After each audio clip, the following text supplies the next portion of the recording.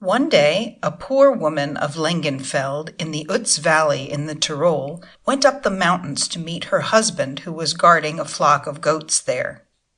On her way, she passed by a chapel into which she entered, and while she was praying, a lemur vulture swooped down and carried off in his claws her little son, who was amusing himself outside on the moss.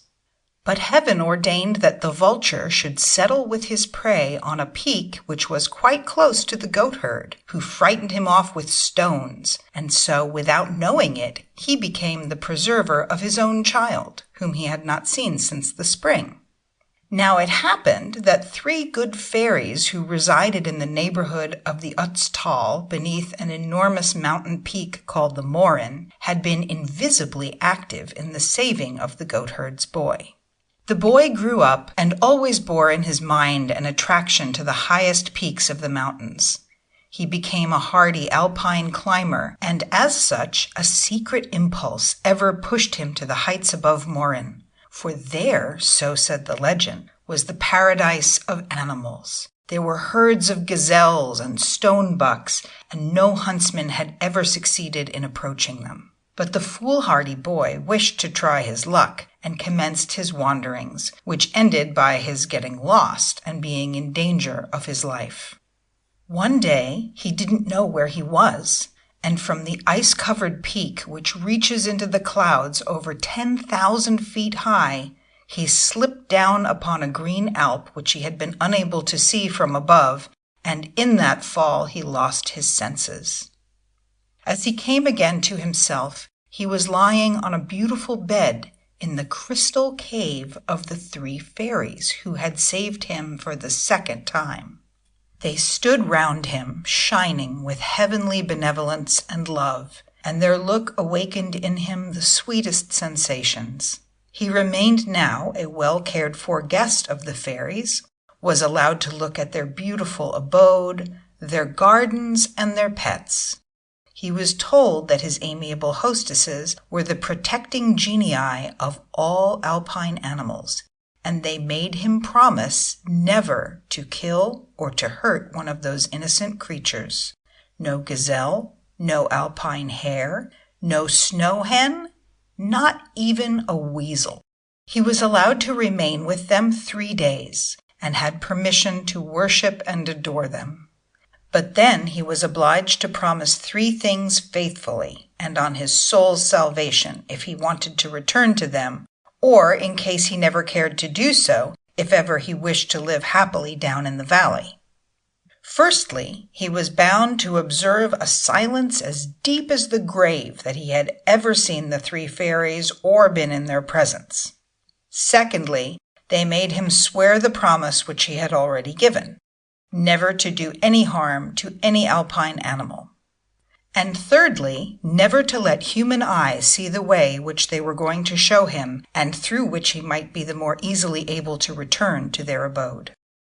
A 4th promise they left to his honor, without binding him down by oath or vow, and that was to preserve the love which he had shown to them, and never to have anything to do in any way with any other girl. Then, after a tender parting, the son of the Alps was taken into a steep mountain gully, which led down to the valley of the rushing Aachen, which tears along under bowers of Alpine rose bushes. After these injunctions, the fairies told him that on every full moon night he was allowed to pay them a visit of 3 days' duration, and that he had only to enter through that gully and give below a certain sign with which they acquainted him. The boy returned home completely altered. It seemed as though he was dreaming, and soon enough from everyone he gained the name of the Dreamer, for henceforth he never took an Alpine stock in his hand, never went hunting, and never to a village dance. But every full moon night he stole quietly to the chasm in the rock, deep beneath the Morin, entered into the interior of the mountain, and was for 3 days happy with the fairies, to whose wondrous songs he listened entranced. At home his form shrank. He became pale and emaciated, and it was in vain that his parents and friends pressed him to tell what was the matter with him. "Nothing at all," he always answered to these questions. "I am as happy as I can be." As his father and mother had become aware of his secret strolls on the full moon nights, they followed him once, quietly, and close at the entrance of the chasm, his ear was struck by his mother's voice, who called his name, and at that same moment the rocks shut together before his eyes, and the mountain crashed down with the noise of thunder, so that rocks fell down upon rocks. The poor boy's happiness was gone forever. Troubled and abstracted, he returned to his native village. He cared neither for his mother's tears nor his father's reproaches, and remained apathetic and indifferent to everything.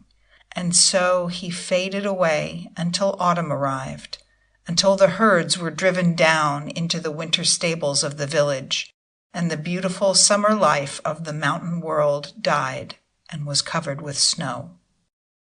Then one day 2 friends of the goat herd arrived and talked of a hunting excursion which they intended to make on the top of the Morin. And then, for the first time again, the eyes of the pale young Alpine hunter became bright. The irresistible love of hunting awakened again in him. Perhaps, too, there was some greater attraction. He longed to penetrate once more into the dominion of the fairies, be it even at the risk of his life. As to life, he no longer valued it, and death was a liberation. The infatuated youth prepared his hunting things, borrowed an Alpine stock, for his own had been left behind, broken in his fall from the peak of the Morin, and then he joined the hunting excursion, which started in early morning. First he walked with them. Then he hurried before, higher and higher, as though he was attracted by the most irresistible power. His heart grew light as he ascended. For too long the heavy air of the narrow valley had oppressed him. He climbed as quickly as though he had eaten arsenic, that fearful poison which many an Alpine climber takes in the smallest quantities to make himself lighter, and at last he caught sight of a sentry gazelle, which whistled and disappeared behind the peak upon which it had been standing. The young Alpine hunter climbed to the top of the peak, from whence he saw down below him a little green spot, upon which were browsing, though far beyond his reach, a large herd of gazelles. Only one of them came within range, and this one he pursued pitilessly until the poor animal in her anxiety and terror was unable to proceed further, and stopped on the edge of a precipice, which the huntsman in his excitement had never noticed. He leveled his rifle. The plaintive cry of a female voice resounded in his ears, but he paid no heed to it. He took deadly aim and fired.